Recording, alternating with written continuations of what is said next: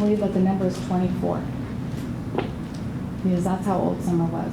$24 million is what attorney Karen Kohler says the estate of Summer Taylor should receive after what happened in 2020. On May 30th, 5 days after George Floyd is killed, when there are massive protests in Seattle. There were demonstrations like this one.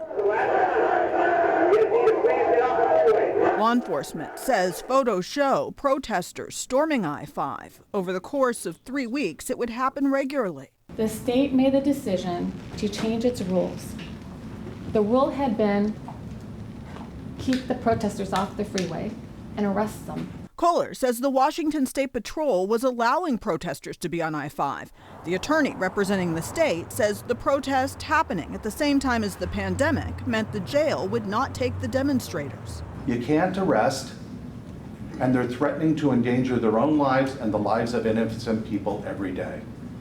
The State Patrol was left with one option, and that option was to close I-5 to everyone. In July, Summer Taylor was protesting on the freeway. Troopers blocked I-5. They made the intentional, deliberate, absolutely knowing,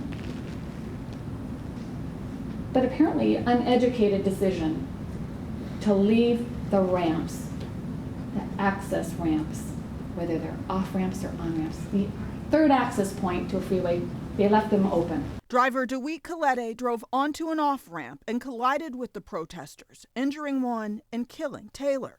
The state argues the driver is the one at fault and says protesters should never have been on the freeway. They're blaming the state for not stopping their criminal conduct.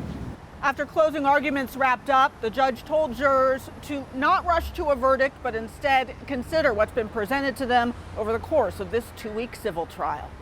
In Seattle, Natalie Swaby, King 5 News.